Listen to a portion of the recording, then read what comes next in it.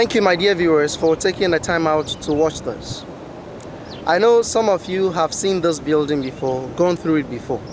So now it's time to sit back and reflect on the tour you had. For others also, this will be the first time of having a look at this. And if that is the case, you need to understand this story is so painful, it's so sad and depressing. However, the motivation to do this is not to make you sad, bitter or angry, but help each and every one of us learn from these horrible mistakes of the past. Try in our own small ways to correct these mistakes by way of taking an informed and humane decisions. So collectively, we can stop this from re-happening in any form in the future. And that's all this is about. This building behind me is called St. George's Castle, but is popularly known as Elmina Castle. It is situated here in Elmina, central region of Ghana, 153 kilometers west of the national capital, Accra, and 14 kilometers west of the regional capital, Cape Coast. Elmina is inhabited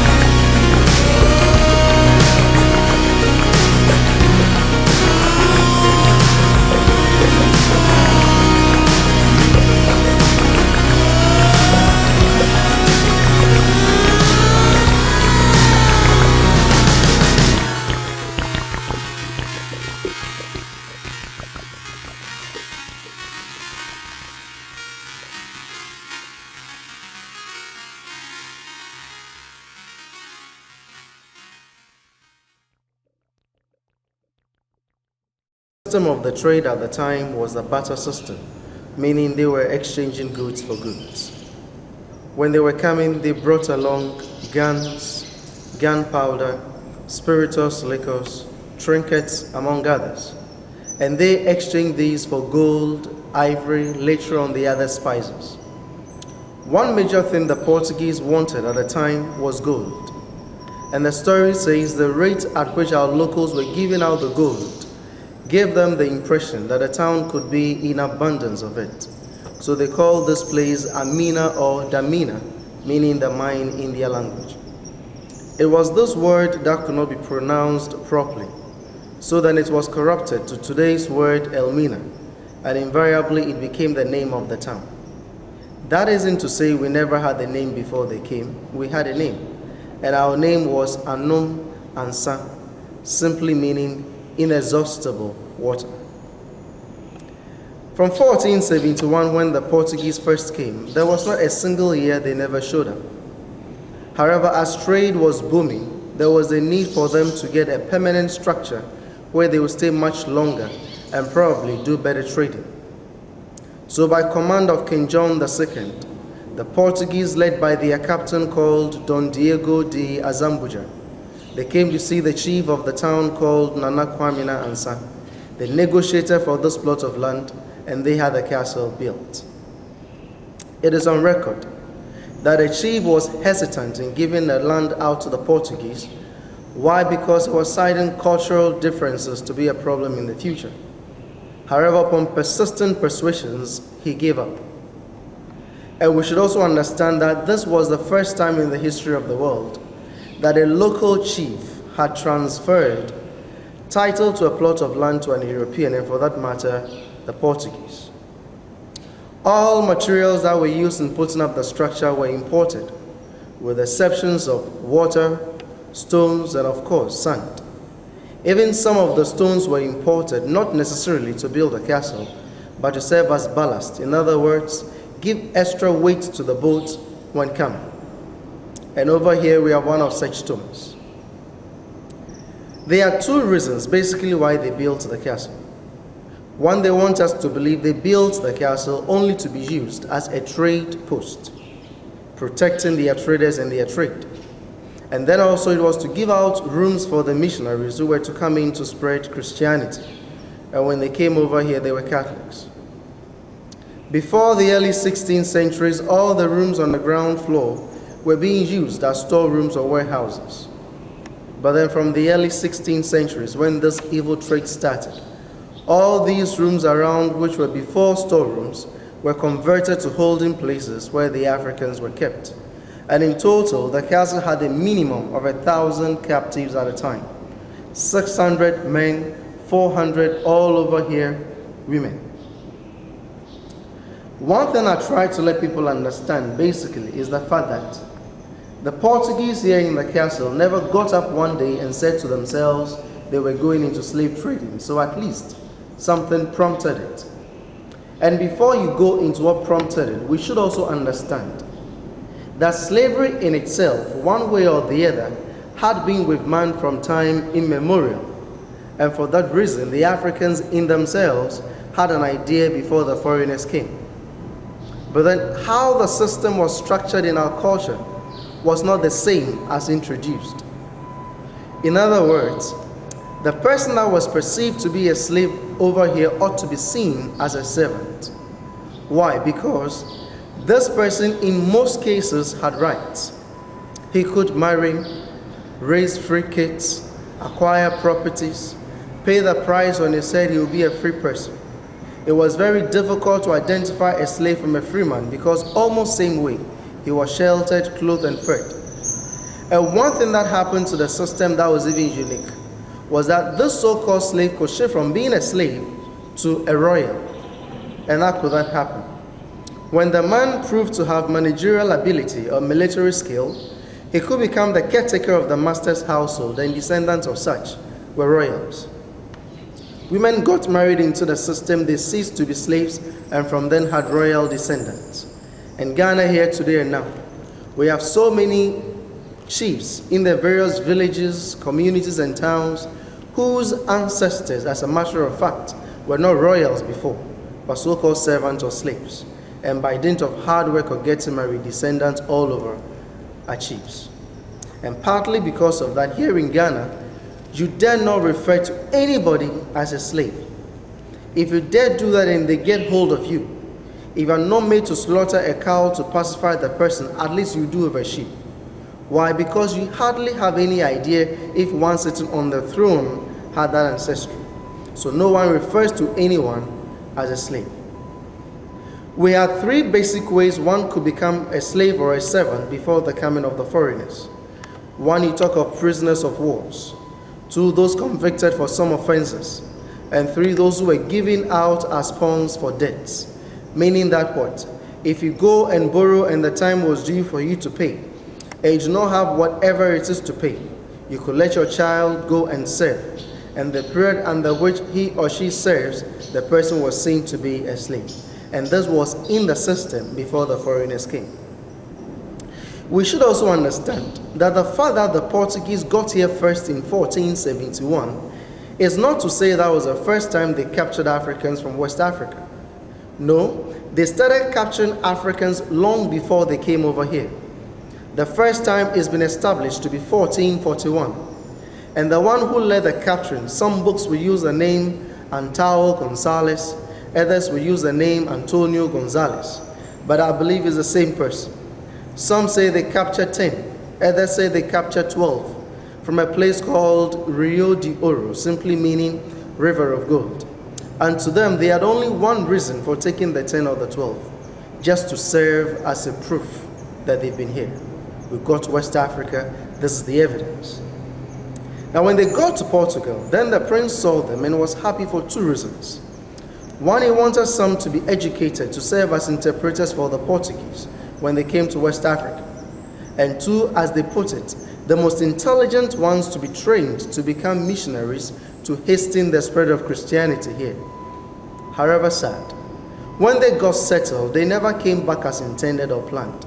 They rather ended up in the palaces as slaves. And right from 1441, no other European came over here and went back without African captives, meaning that they started capturing Africans 30 years before they first got to Elmina in 1471, and 41 years later the castle itself was built. And that's more the reason why most people believe that the Portuguese never built the castle only for gold and ivory and others, but also for human trade. Why? Because long before it was built, they were already taking Africans across. They tried to let us understand that those who were taken to Portugal, later on Spain, to the story, were not treated the same way as Africans were being treated over here before they came, but as they tried to put it, almost the same. And some were even trying to suggest that by taking the Africans there and helping us become Christians, they were then doing us a favor, because by so doing, they were saving our souls and we go to heaven, and it continues from that. The whole situation changed when the Spaniards got to what they call the New World.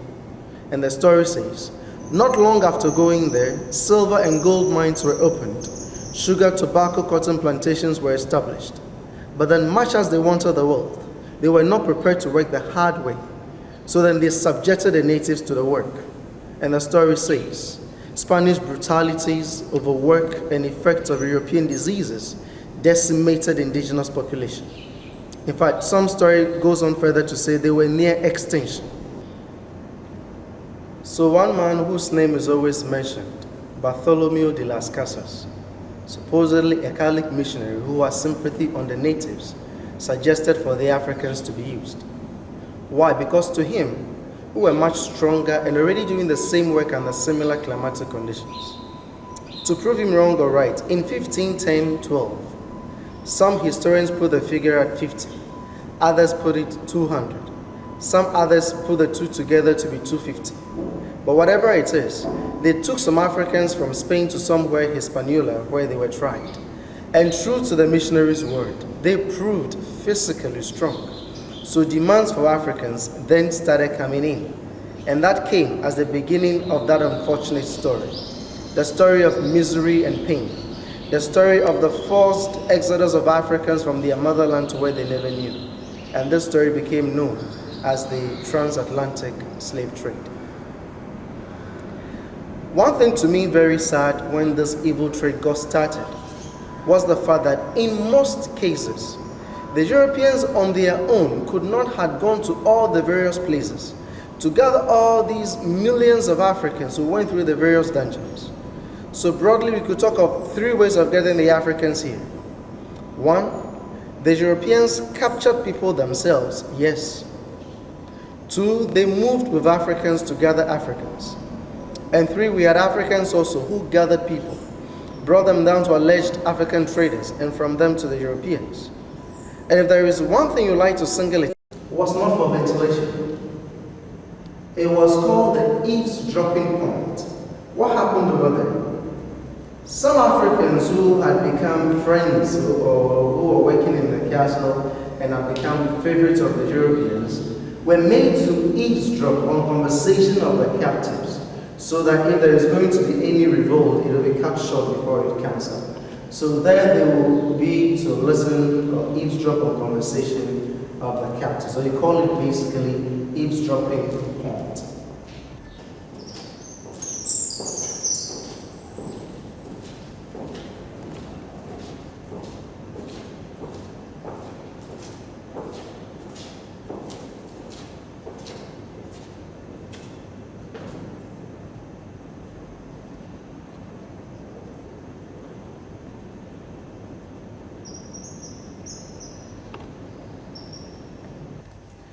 So the women came down from this point. Initially, we had steps over here where they descended. But as I indicated earlier, now we are not using the Portuguese water tank over there, so we've made a drainage so that when it rains, water will have easy way out. The men also came from that point where we just entered, and together they got finally to the room of no return. One thing we should understand was the fact that when they were brought in here, as I indicated earlier, they were separated. And I said there was not a single time they could see themselves. So where we are standing now became the first point that in rare occasions they could see themselves. Also, we should know they were not walking as freely as we could walk today. Back then they had been put back in chains, and one was chained to the other in the line of 5, 10, sometimes 15. So then you cannot go faster than the chains will let you go. Meaning that slowly they move down to the room of no return. You look at the size of the entrance and you imagine how people in chains could be made to go through a thing like this. However, bear in mind, this was exact size of the entrance for the captives as they move on to the room of no return.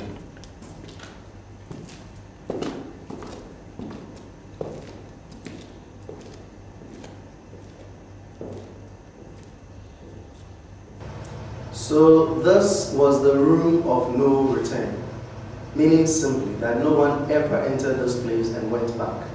From here to the boats, and that's it. And we should also understand that in the life of a captive, it never got better, it only got worse. How do I say that? Just imagine this. Before somebody could become a captive, he or she ought to be separated from the family. Imagine the pain in walking down all these distances. And even those who were coming from the northeastern part of Ghana came through a point called Asan Manson, a place about 50 kilometers west of the Elmina castle. Now when they got there, they were shaved off their hair. They were allowed to clean themselves for the first and also the last time.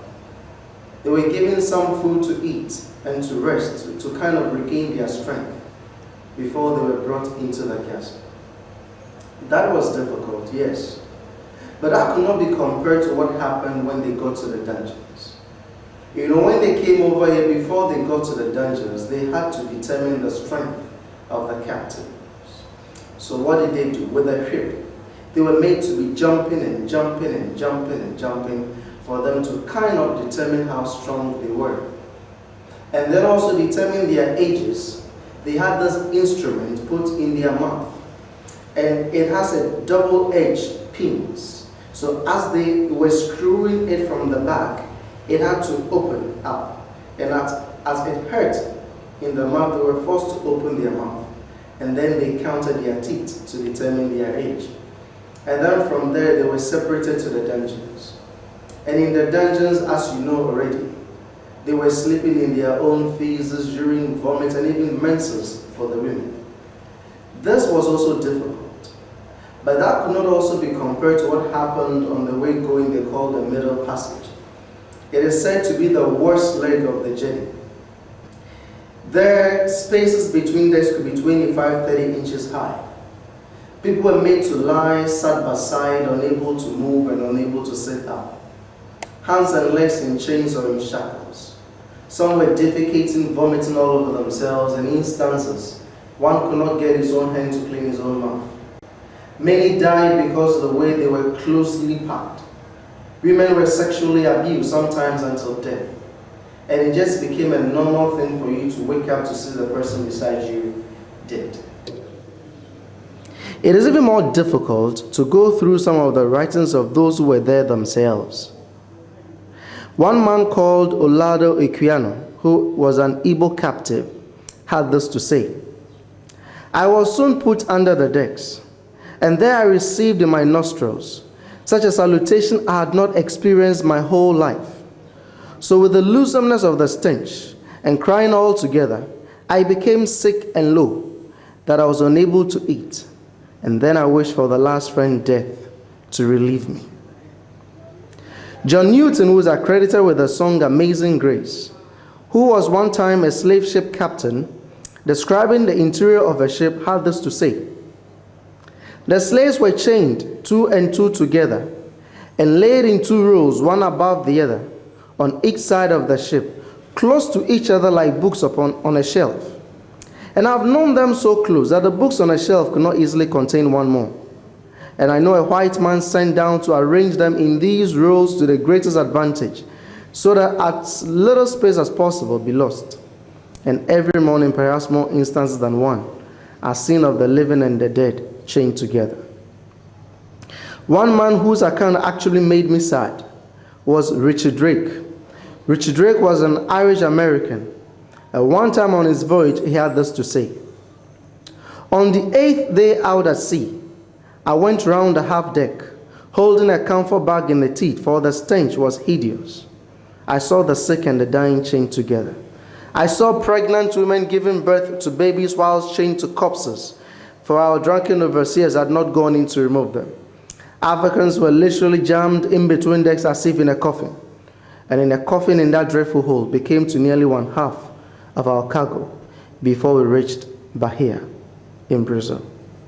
These accounts go to confirm and even portray the picture of how horrendous it was going through the Middle Passage. And whatever happened when they got to the other side of the Atlantic, where they were then enslaved, nothing compares to that. So progressively in the life of a captive, it only got worse. Before, when they were trading in gold, in ivory, and others, the gates to the gold was from the wall here to the next one. However, when this wicked evil trade started, then they narrowed the gate to what you could see for nobody to escape, one person at a time. The narrow nature of this exit should not deceive you into thinking that they never brought fat people. They brought big people. However, walking all these distances, staying in the dungeons a month or 2, by the time you get here, you will fit. Even those that were still fat by the time the ships came were forced through, and they never cared about the bruises. The sea at the time was touching the castle. Today it has receded, and the experts are saying it is just because of the movement of the earth, so that is natural. Meaning that right after the door, we had steps where they descended in chains to the small boats, and the small boats took them to the ships distances away. And it's difficult also to believe that ships could be called Jesus and Holy Mary and names of that nature. And I believe they could not use the names that have been sacred, that are sacred in the name of Christianity today. In Ghana here, we have a festival called Pan-African Historical Festival. Whenever we have this festival, there's a program under it called Apapa. Apapa simply means welcome. So as we welcome everybody to the program, we remember the ancestors. By remembering the ancestors, we say all the prayers, and after we lay wreaths. So from the Pana first time, we have three main ones. One from the chiefs, one from the government, and one from all Africans in the diaspora. From this time around, anyone who visits and would like to light a candle or lay a wreath in memory of an ancestor is allowed to do so. Hence, we have several of these around. We need to understand, and I believe everyone who had been to the castle and would come to the castle will bear in mind that those who died in the process never died in vain. And we believe that as we go through the dungeons, even as at the point of no return, where we imagine the Africans in chains going out of the castle, it should reflect on us that we have a responsibility. And how to get yourself acquainted with that responsibility. Over here, we keep a minute of silence in memory of all those who died, and vow in us to do whatever it takes to make sure that when we say never again, it means never again. And we do whatever it takes to ensure that never again really is never again. So through this door and many others of this nature in Africa, explains why today Africans or black people as we are scattered all over the world.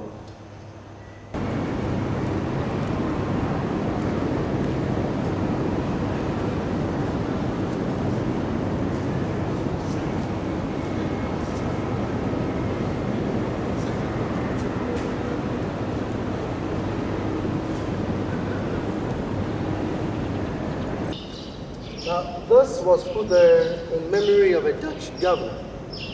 The man's name was L.J. van Terts. However, today you can see only the Terts. This man Terts came from Zeeland, a province in Netherlands, and he was the last Director General of the West Indies Company. He took charge over the north and the southern coast of Africa. On the 16th of January 1758, he arrived. But on the 12th of March same year, he died at the age of 41. And down here he was buried. At the time we had a pastor. The pastor's name was A. Andresi from Vera in Zeeland. And he wrote something small about the governor, claiming that the governor was just, honest, respectable, and virtuous. But how very good it could have been at the time of slavery, nobody could possibly explain. And what you see over here is in Old Dutch.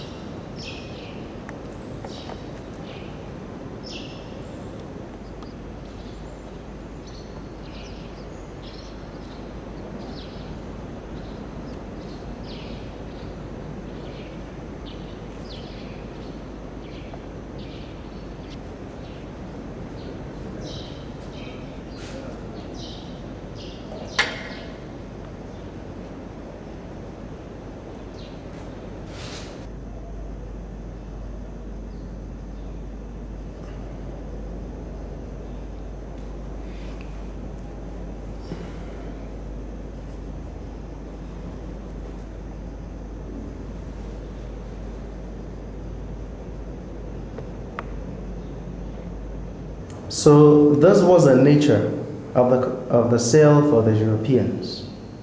You know, in the castle, some of them got drunk and misbehaved. So they were held in here for some time and they were freed. But you see, because the sale was for them, it was well ventilated. You can see two clear windows and spaced gates. And therefore here, it was better because it was for them.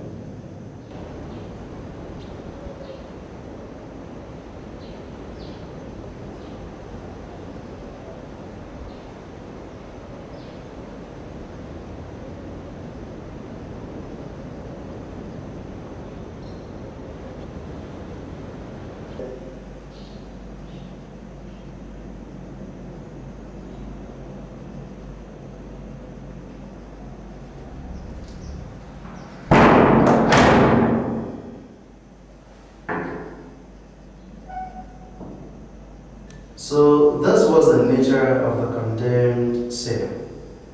And this was for the Africans in the dungeons who were fighting for freedom. Many are those who try to describe these Africans as rebellious, but I don't see that to be rebellion. I see them to be freedom fighters. So the leaders of these freedom fighters were captured and brought in here. They were not given food, no water until death.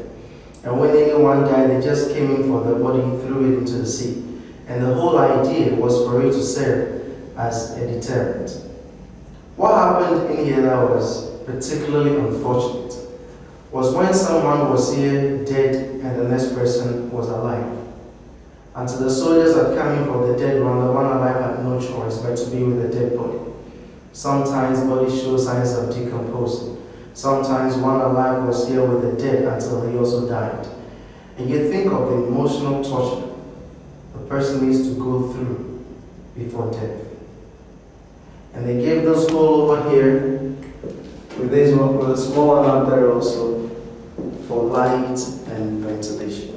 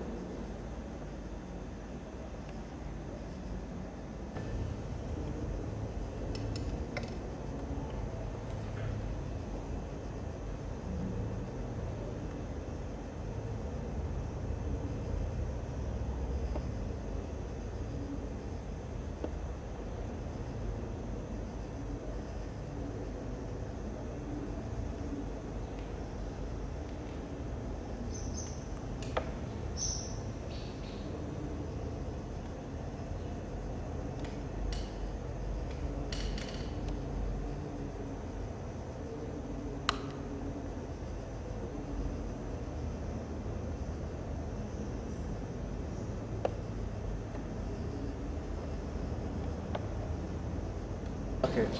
The wall you see here and the next one there were additions made by the Dutch just to strengthen, reinforce or buttress the walls of the castle.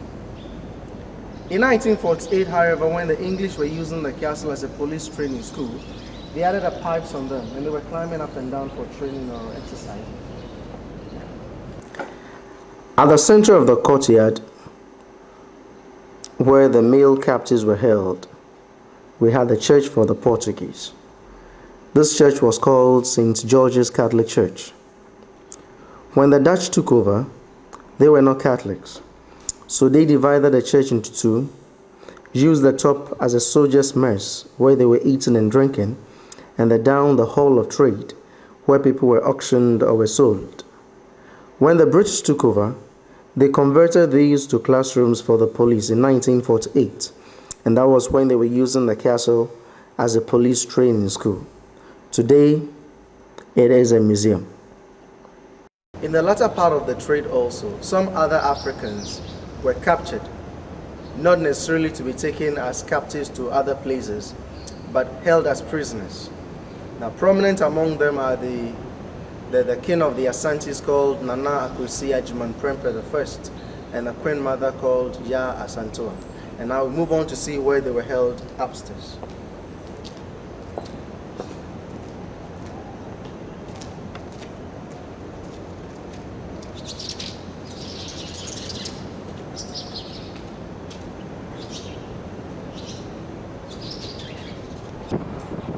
It is also important to realize that all these stone tiles are original from the Dutch, and these are well over 300 years old now.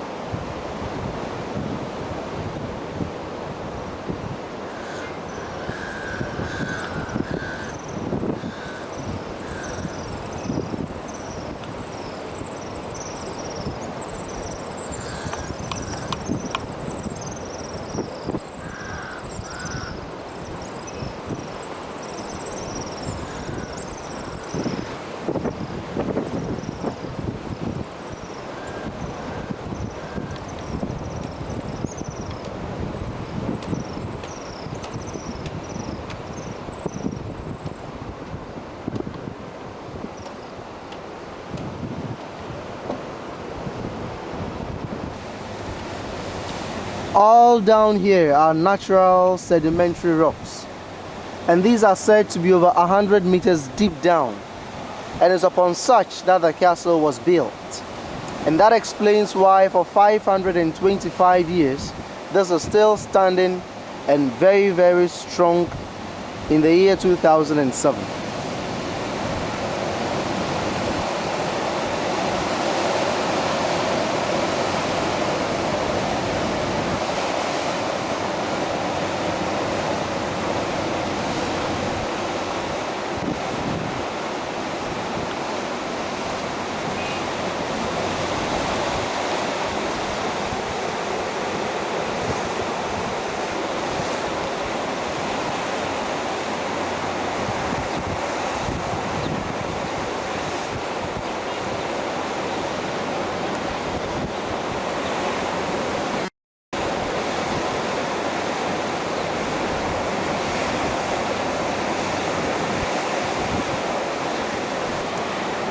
Now, each and every space in between the walls